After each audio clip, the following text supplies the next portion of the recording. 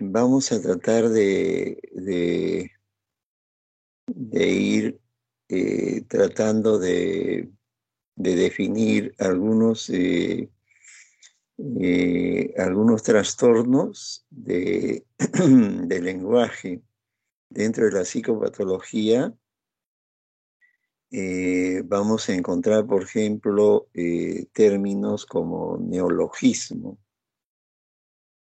El neologismo consiste en que utiliza términos en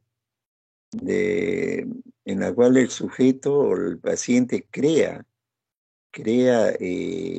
nuevas palabras, utiliza palabras nuevas creadas por el mismo paciente, que el paciente le da un significado. Son palabras que no se encuentran incluso en el diccionario. Entonces, ahí es el problema, ¿no? El neologismo, entonces son palabras creadas por el propio paciente. Eh, y nosotros estamos en lo posible de entenderlo, pero no. Puede ser, por ejemplo, que utiliza una combinación de dos palabras y él lo habla, digamos, lo menciona. Lo menciona y uno busca en el diccionario y no encontramos, definitivamente no vamos a encontrar. Y, y es toda una situación que no son términos que el mismo paciente los ha creado. Otra característica que se presenta también en, en estos trastornos de la comprensibilidad es el simbolismo. El simbolismo que es una diferente forma de expresión en la cual se utilizan símbolos a representar ideas y hechos. Eh, entonces, por ejemplo, a través de símbolos se pueden expresar algunos pacientes, ¿no? Pueden utilizar, por ejemplo, una cruz que simboliza la parte cristiana de la persona. Eh, entonces nosotros tenemos que tratar de interpretar a veces algunos símbolos. Otro trastorno de la comprensibilidad es la glosomanía, en la cual la persona es capaz de, de elaborar un discurso verbal, pero sin ningún valor comunicativo. O sea, prácticamente no encuentra ningún valor comunicativo y hay una elaboración en el lenguaje en que las unidades son relacionadas o combinadas, pero no están en forma coherente. O sea, el paciente habla, verbaliza todo, pero no hay una comunicación eh, como la que quisiéramos nosotros entenderle al paciente, ¿no? Definitivamente no hay una digamos, algo coherente. Entonces, cuando ustedes van a escuchar que hablan de neologismos, son palabras nuevas creadas por el propio paciente. Simbolismo es lo que de repente utiliza símbolos para poderle entender al paciente. Glosomanía, capaz de elaborar un discurso verbal, pero sin ningún valor comunicativo. Eh, la siguiente, por favor. Vamos a tratar de definir lo que es la glosolalia. La glosolalia es la realización fluida de un lenguaje inteligible compuesto por palabras que el paciente prácticamente inventa. O sea, es un lenguaje donde el paciente va verbalizando, pero él va inventando, creando un discurso en que todos son neologismos, no lo entendemos, no lo entendemos y definitivamente ahí tenemos una situación, ¿no? Donde el paciente habla y habla, pero es una dificultad para entenderle porque definitivamente no se le entiende. No se le entiende porque llegamos a la conclusión que el paciente este, está usando neologismos. Otro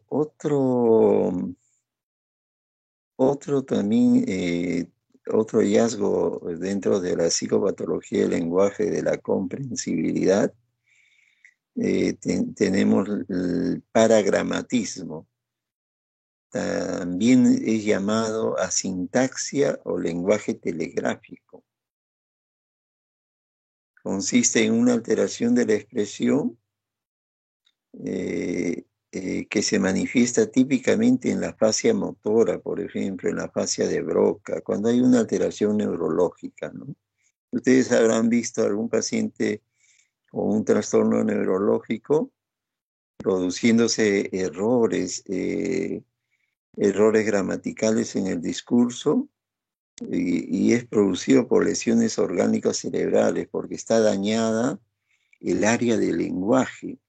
Entonces el paciente puede verbalizar muchas cosas, pero no se le entiende, no se le entiende. Entonces ahí tenemos una situación del, del área de Broca, que es una alteración prácticamente neurológica. Y esa alteración neurológica es producida por un daño cerebral que posiblemente el paciente haya tenido un trastorno orgánico cerebral eh, que está dañando el, el- el sistema nervioso del paciente. Vamos a ver la próxima diapositiva. La próxima diapositiva, por favor, la próxima. El lenguaje disgregado. El lenguaje disgregado, vamos a definirlo. Paciente realiza frases correctas, pero que no tienen relación, eh, en la secuencia que uno quiere escucharle, ¿no? Que no tienen relación, digamos, entre sí. Entonces nos sale todo un lenguaje incoherente. No hay una relación coherente entre sí. Tratamos de entenderle y no podemos. No podemos. En esto, si se produce la pérdida de la idea directriz de lo que nosotros queremos entender, entonces hay todo un problema en que no le vamos a poder entender al paciente, porque al final nos va a tratar de comunicar y nosotros nos damos cuenta que son ideas absurdas, que son ideas ilógicas, eh, que no tienen relación con la idea directriz.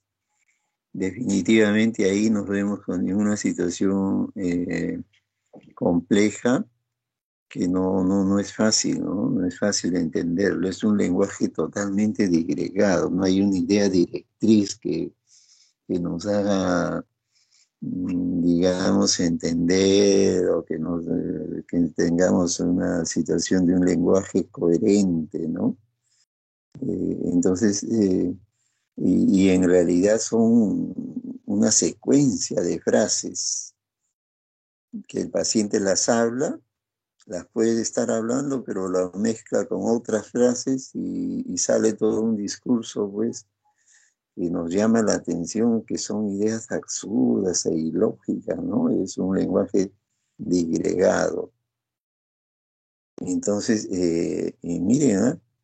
Realiza frases aparentemente correctas, pero lo une con otras frases que son incorrectas.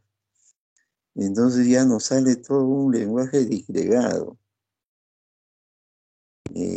Ahora, el lenguaje incoherente. ¿En qué consiste el lenguaje incoherente? El lenguaje incoherente consiste en que el lenguaje no tiene significación o no tiene conexión significativa entre las palabras.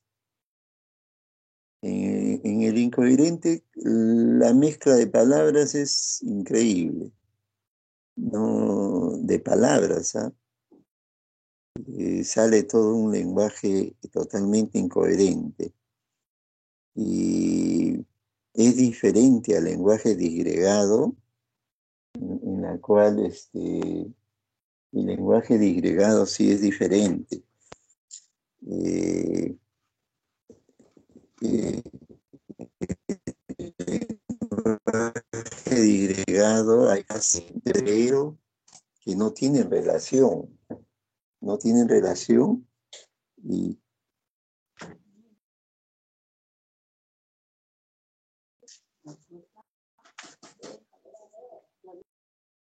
entonces tenemos ahí el lenguaje disgregado y el lenguaje incoherente. En el lenguaje incoherente, les decía, consiste un lenguaje en el cual no tiene conexión.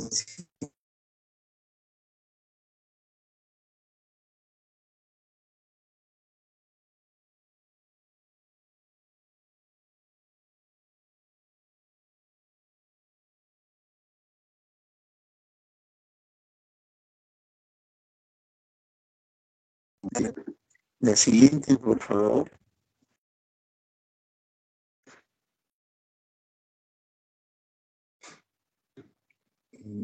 El lenguaje alógico.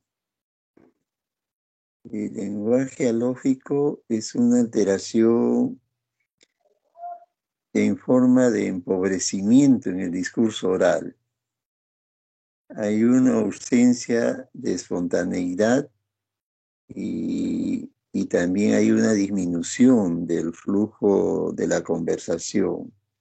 O sea que escuchamos al paciente y nos damos cuenta que el paciente nos habla con un lenguaje totalmente empobrecido, no hay un buen discurso oral, hay una disminución de la ausencia del flujo de la conversación. De repente podemos asumir que el paciente no nos está colaborando, está mutista o está negativista, ¿no? Pero en ese momento queremos que nos dé qué es lo que le está pasando y no tenemos, digamos, la, la comprensión de lo que nos quiere comunicar, porque el lenguaje es tan empobrecido que no vamos a poder obtener más datos. Entonces, en esos casos, definitivamente tenemos que utilizar la utilización de una entrevista al familiar, tal vez, ¿no?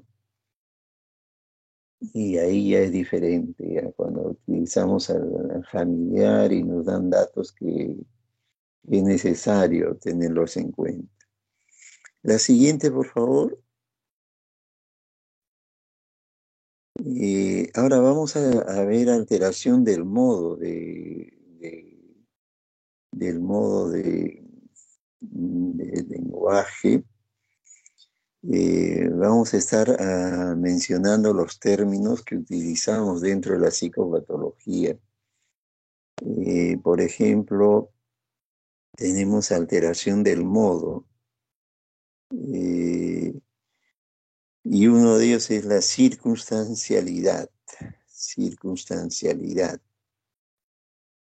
Esta alteración está caracterizado por un copioso flujo de ideas detallistas.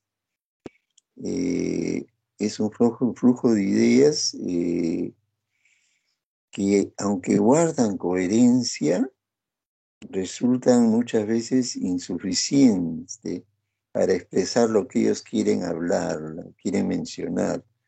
Resulta insuficiente al alejarse del concepto que quieren transmitir, o sea, se van por la parte circunstancial, no por la parte que nosotros queremos, sino por la parte que ellos eh, tratan de irse con rodeos, ahí está, con rodeos, ¿no? Con una parte que uno dice, este está con rodeos y no se va directamente al grano que nosotros queremos escuchar. Entonces, esa es circunstancialidad. Y cuando hablamos de lenguaje prolijo, eh, estamos hablando de un lenguaje en el cual hay abundancia de lo accesorio, de lo circunstancial.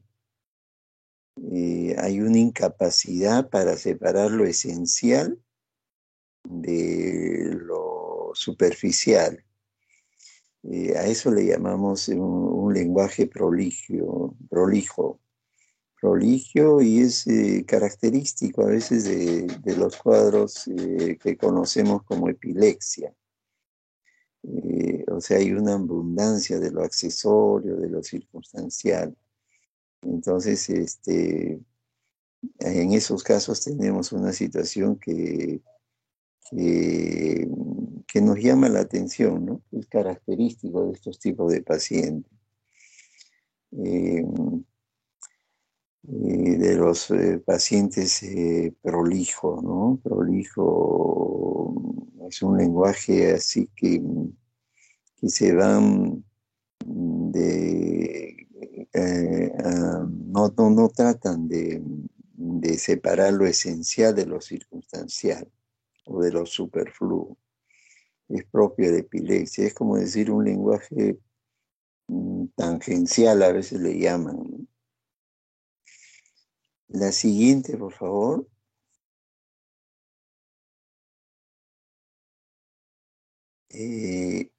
Otro tipo de lenguaje que vamos a tener en cuenta es el lenguaje vago o subliminal.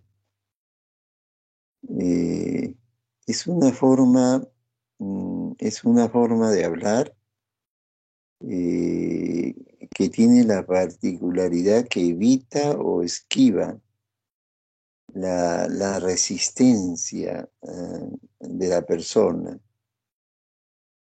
Y no puede ir en contra de los valores de la persona. O sea, es una forma de hablar que trata de esquivar o evita la resistencia de la persona que está escuchando, y no va en contra de los valores de la misma persona. Es algo como que lo menciona, pero aparentemente sin, sin hablar de más, tratando de mencionarle algo nada más, y lo deja ahí nada más, sin profundizar, sin nada.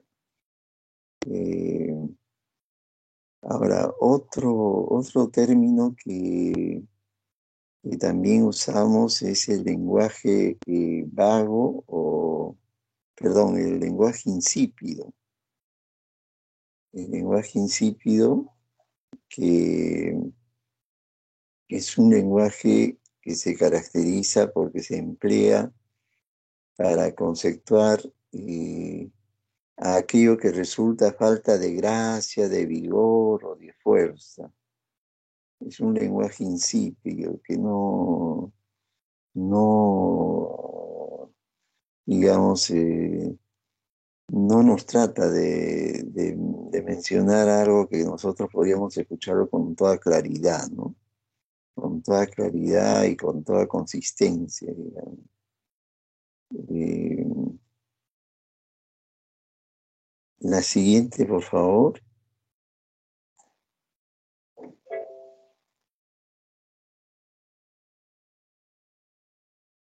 Algo que ustedes siempre van a escuchar y sería bueno que lo tengan en cuenta, es este término de soliloquios. Y lo van a escuchar con frecuencia, soliloquios. ¿Qué cosa es soliloquios? Ustedes, y lo utilizamos frecuentemente, por si acaso. Soliloquios es un discurso que mantiene una persona consigo mismo, que transmite pensamientos o emociones y, y a veces lo hace a solas. O sea, es un paciente que está hablando y, y lo vemos que está solo, solo y de repente está verbalizando, hablando en voz alta.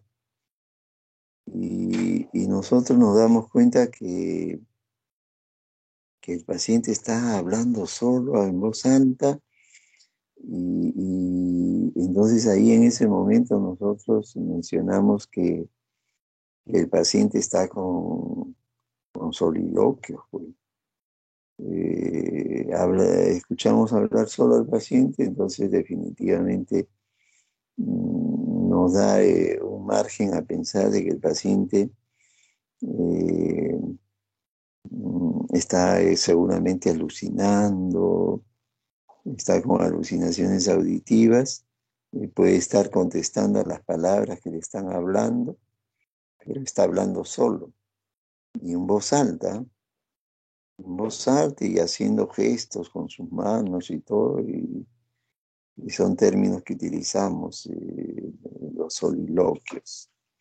Y es frecuente, ¿eh? En psiquiatría ustedes van a ver casos así de pacientes, o habrán visto en la calle también, pacientes que están andando solo, pero totalmente desasiados y, y hablando solo. Entonces ese paciente está con soliloquio. Y es uno de los términos que más usamos dentro de la psicopatología, por si acaso, ¿no? Dentro del lenguaje, ¿no? Ahora, cuando hablamos de tangencialidad, la tangencialidad es la habilidad de responder a las preguntas, o sea, está respondiendo a las preguntas sin contestar en lo absoluto a lo que se está preguntando. O sea, se dan cuenta que se va por la tangente, ¿no? Las respuestas que se dan pueden ser muy ricas, tienen alguna relación con lo que se le pregunta, pero no responden a la pregunta, se van por la parte, digamos, un poquito alejada de la respuesta que queremos. Entonces ahí hablamos ya de tangencialidad. Son términos que lo utilizamos dentro de la psicopatología del lenguaje. Y esta tangencialidad también se puede producir en los pacientes epilépticos también. Otro término que vamos a usar es la pararespuestas. ¿En qué consiste la pararespuestas? Es cuando la respuesta que emite la persona no tiene absolutamente nada que ver con la pregunta. O sea, nosotros le hacemos una pregunta y el paciente nos responde, pero con una para respuesta donde no responde a la pregunta que le estamos haciendo, pero nos está respondiendo. Entonces nos damos cuenta de que hay algo ahí que no está bien y que es necesario darnos cuenta de ese detalle, ¿no? La siguiente, otro de los términos que usamos dentro de la psicopatología del lenguaje es la musitación. Musitación es la modificación de la emisión de la voz. O sea que prácticamente el paciente pareciera que está hablando, pero consiste en la pronunciación de las palabras escasamente articuladas y de poca intensidad. Está musitando, o sea, hablando despacito, despacito. Y claro, se ve que están parcialmente articulada la respuesta, pero como que nos emite un sonido que no es la intensidad con la que nosotros quisiéramos que nos explique o nos dé la respuesta, ¿no? Es una manera de hablar que se caracteriza prácticamente por un movimiento de los labios nada más, que simula decir palabras, pero lo hace murmurando en voz baja. Entonces nosotros nos damos cuenta que la paciente está musitando. Eh, otro trastorno que podemos encontrar es el circunloquio. El circunloquio es otro término que usamos en la cual eh, hay un rodeo de palabras. Hay un rodeo de palabras para dar a entender algo, algo que podría explicarnos. Dice, lo que se pone, él nos menciona algo así, ¿no? Nos puede hablar así, en vez de decir abrigo, no puede decir lo que se, voy a ponerme lo que se pone cuando hace frío.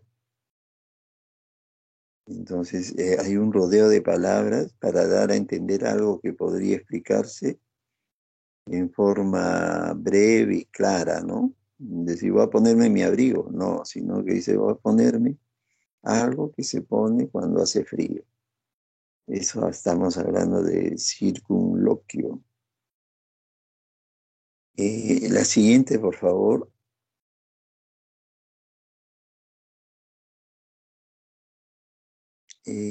Parafrasia. Parafrasia es un tipo de afasia también, de un problema ya neurológico, eh, que se caracteriza por la producción no intencional de sílabas, eh, palabras o frases durante el habla. Consiste en sustituir una palabra por otros o por un conjunto de palabras, a veces por sonidos parecidos. Sustituye la palabra por otra palabra. Ejemplo, por ejemplo, pero eso ya se llama parafasia, por si acaso, ¿no? Porque hay un problema de afasia, porque es un problema de repente de tipo orgánico cerebral, ha habido un daño cerebral, y puede mencionar una palabra por otra, ¿no? en vez de decir, por ejemplo, lápiz, no puede decir auto. Entonces nos está hablando otra palabra, ¿no? Que no tiene relación, pero es por la afasia que tiene el paciente, eh, el daño orgánico cerebral. Y, y nosotros en ese momento tenemos que darnos cuenta de esos detalles. Y si la paciente en ese momento tiene una hemiplegia, rápidamente nosotros nos damos cuenta de que está sustituyendo las palabras por otras, que de repente son para él sonidos parecidos, y él cree que está haciéndolo bien, ¿no? Cuando en realidad no lo está haciendo, no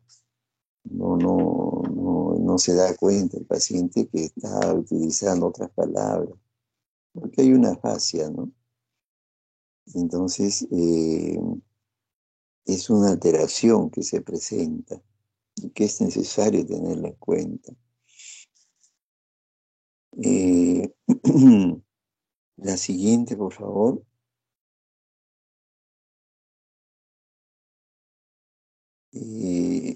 Ahora, para entrar un poquito a estos trastornos generales o patología central del sistema nervioso central, para mencionarlos y para conocimiento de ustedes, la afasia es una alteración del lenguaje que se produce por un daño en alguna área específica de la corteza cerebral.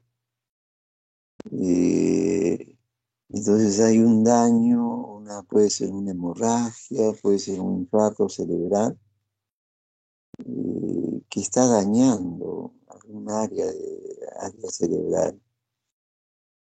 Y en realidad no es un síntoma de una patología psiquiátrica, sino ya más es una patología neurológica. Eh, Podemos hablar también de la afasia de Broca, ¿no? Del área de Broca, del área del lenguaje de Broca. En esos casos se daña la zona motora. El paciente comprende lo que le hemos dicho y nos está entendiendo. Nosotros le hablamos y nos entiende. Y él intenta responder en forma correcta, pero lo que dice no tiene nada que ver con lo que nosotros le estamos preguntando. Nosotros le preguntamos algo y él nos da una respuesta.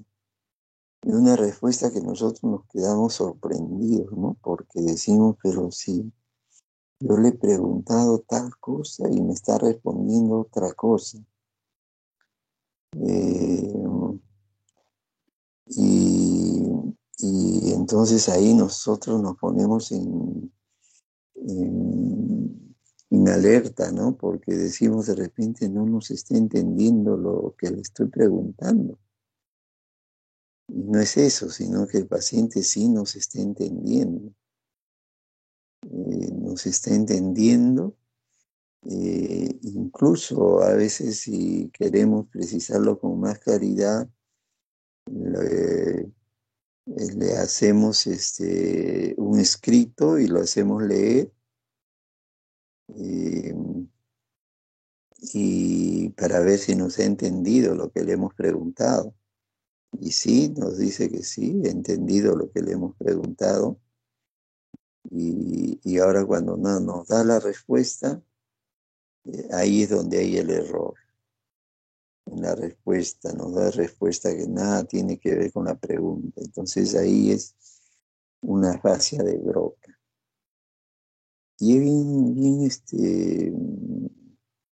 y a veces si el paciente se da cuenta, sufre también, se da cuenta que no le estamos entendiendo, que le hemos preguntado y él nos ha dado la respuesta y él cree que nos ha dado la respuesta buena, normal, pero nosotros no lo hemos entendido y él ya lo interpreta a su manera, ¿no? Como que no le estamos haciendo caso o, o algo está sucediendo. La siguiente, por favor.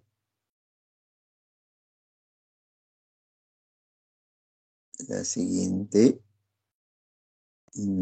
Ahora, cuando hablamos de la fascia, el otro era la fascia de Broca, ¿no? Esta es la fascia de Wernicke. Y en la fascia de Wernicke hay una alteración de la comprensión del lenguaje. Asocia los conceptos con las palabras de forma errónea y responde algo totalmente sin sentido porque no ha entendido la pregunta, ¿no? Acá ya hay una situación diferente a la afasia de Broca, ¿no? En la de Broca sí no se entiende la pregunta. En cambio acá no hay una comprensión del lenguaje que nosotros le estamos preguntando. No entiende, no comprende el lenguaje y, y prácticamente como no ha entendido qué le hemos preguntado, nos va a responder algo totalmente sin sentido, porque no ha entendido la pregunta. Esa es la fascia de Wernicke, de otro de los centros del lenguaje, ¿no? Eh, y son característicos de los trastornos neurológicos. Eh, y también existe la fascia global. Ya la fascia global es una alteración de todas las formas de lenguaje, ¿no? Tanto de la que nosotros verbalizamos como la que él nos emite. Y vemos que el centro del lenguaje, a nivel del cerebro, se ha afectado por un daño ahí a nivel, justo en el área del lenguaje, y el paciente no puede comunicarse, sufre y él quiere conversar, quiere dialogar, pero no puede, no puede. Entonces hay toda una situación ahí que amerita mm, una rehabilitación en el paciente, una rehabilitación del habla, ¿no? Del habla, porque está tan dañado su sistema nervioso central que no va a poder expresarse, pero de repente con una rehabilitación poco a poco y duradero y todo un proceso, va mejorando, pero poco a poco, ¿no? Parcialmente, parcialmente. La siguiente, por favor.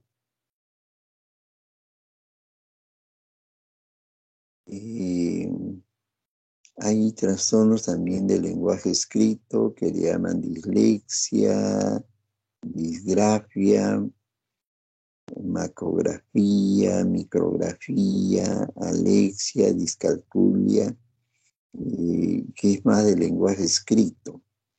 Y nosotros más vamos a tener en cuenta nuestros trastornos del lenguaje hablado, ¿no? Porque nosotros en la entrevista médico-paciente definitivamente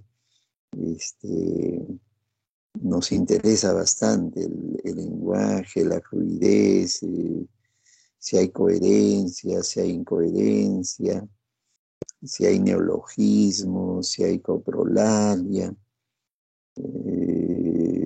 si hay soliloquios.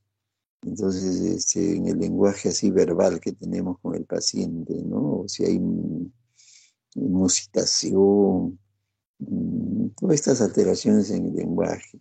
La siguiente, por favor. Cuando hablamos de dislexia, hay una dificultad para adquirir la lengua escrita, que se traduce en dificultades y en errores habituales en el conocimiento del aprendizaje de la lectura. Tal vez en los niños, ¿no? La dislexia, dificultad para adquirir la lengua escrita. Disgrafia es la dificultad para elegir las letras que han de formar las palabras, debido generalmente a alteraciones en los mecanismos motores. Y cuando hablamos de agrafia, es la incapacidad de escribir o la ausencia total de las imágenes gráficas, que se puede presentar generalmente en los niños a veces, ¿no? Que poco a poco van aprendiendo, algunos con procesos de rehabilitación, de, de ir en todo ese proceso del aprendizaje. La siguiente, por favor.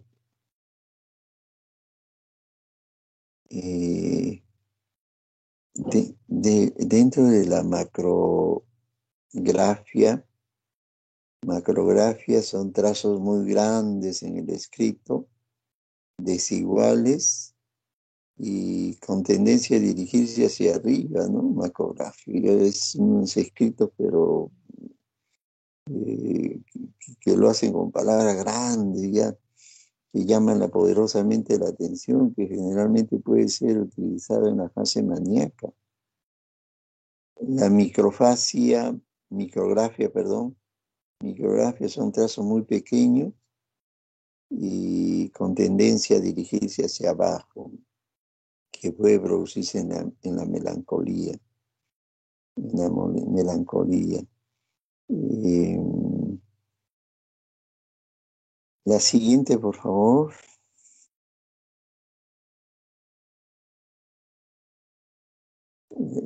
Hay trastornos también del lenguaje mímico. Ya estamos por terminar ya. En la cual puede haber hipermimia, hipomimia, amimia y paramimia.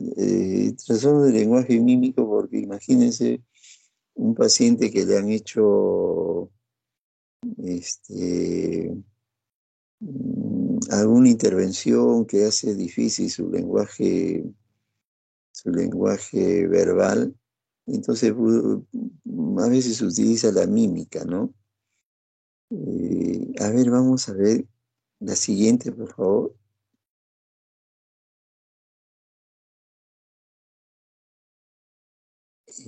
La hipermimia.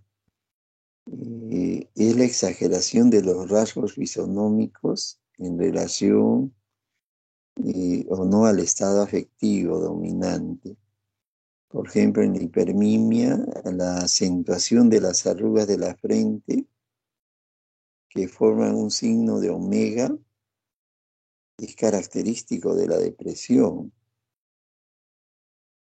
Hay una hipermimia, uno arruga la frente y se queda así arrugada la frente. Y hace un signo de la omega que es característico de la depresión. Las verticales del entrecejo, como unas líneas verticales, dan el signo de Veragutz. Ambas, más la comisura labial que puede estar caída y la cabeza inclinada, reciben el nombre del signo de Chul. Pero que no es frecuente usarlo, no es necesario que ustedes se la aprendan. En la agitación maníaca, el rostro es de alegría. El maníaco está acelerado. Hay un rostro de alegría, de satisfacción, de euforia, con una risa estruendosa o escandalosa también. En estos pacientes en estado de agitación, su rostro es de una alegría, de una satisfacción, de una euforia, una alegría pero descontrolada. Eh, en otros casos, la mímica también puede estar de otra forma también, ¿no? En estados de cólera, en estado de amor, en estado de miedo también. Hay características marcadas de hipermimia, ¿no? Uno sabe o lo nota el paciente con un temor, con un miedo y sus fases mímicas son a veces características. La siguiente, ya estamos por terminar, la hipomimia, marcada disminución de la mímica,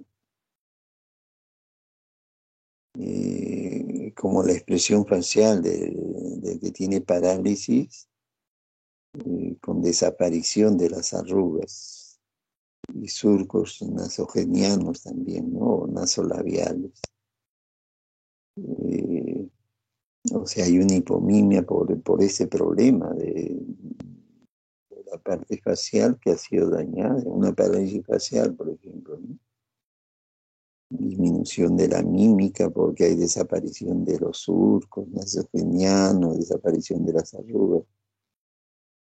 Eh, la mimia, inmovilidad de la expresión facial, que no traduce una vida afectiva.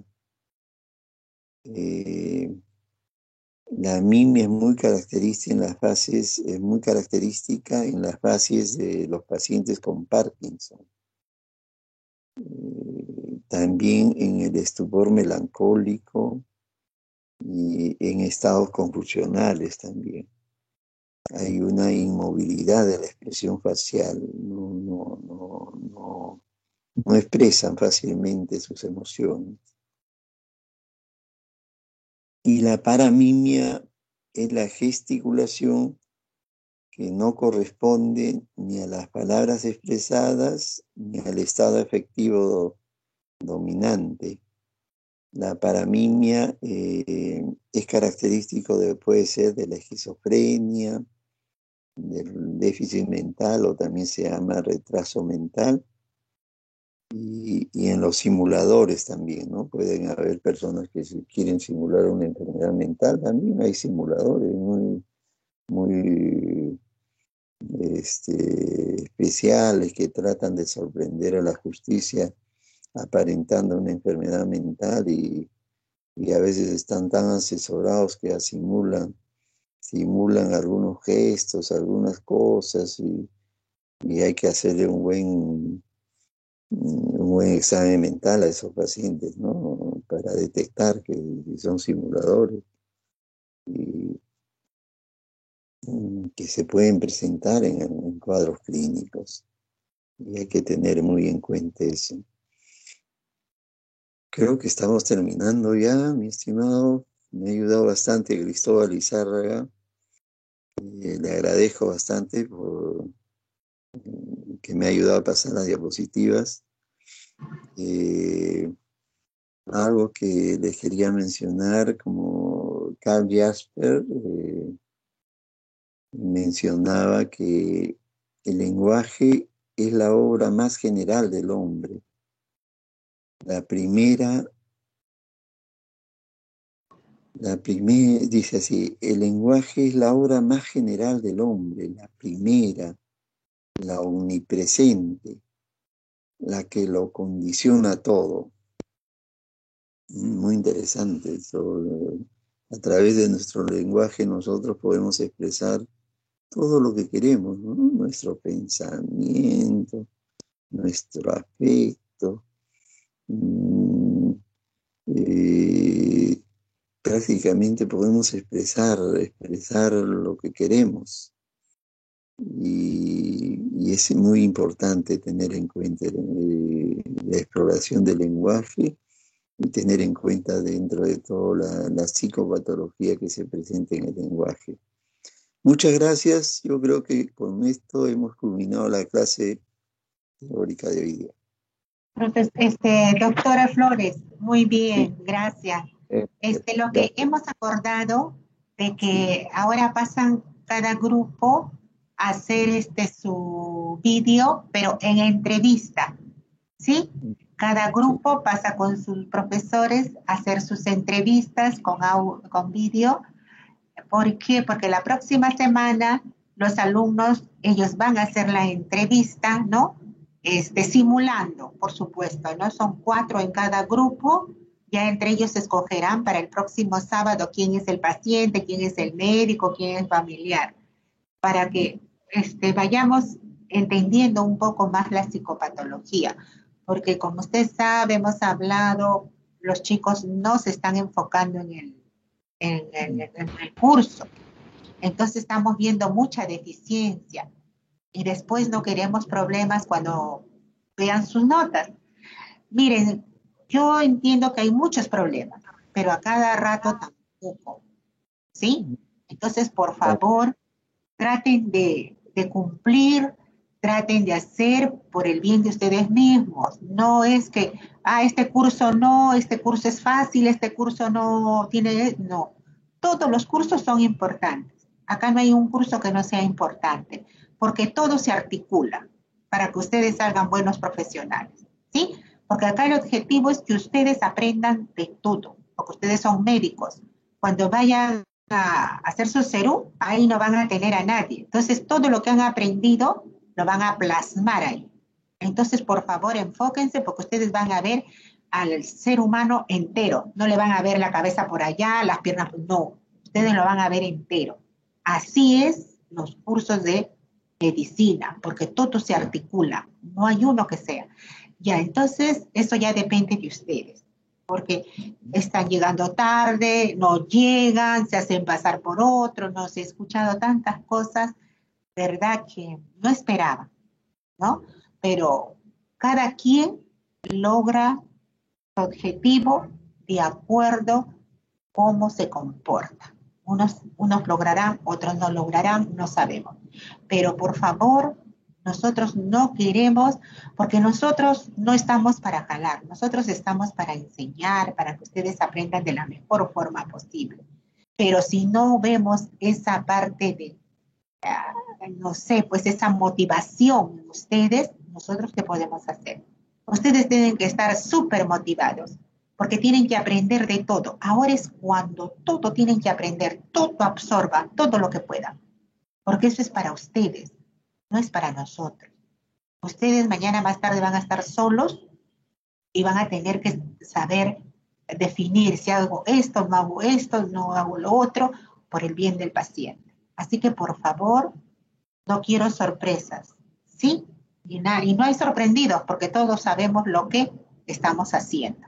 Entonces, por favor, cada uno presenta de 4 más o menos, máximo de 5 a 10 minutos, porque tampoco lo ponen media hora el vídeo y no está uno no está por acá, otro está por allá. 5 o 10 minutos para que ustedes también puedan captar, entender.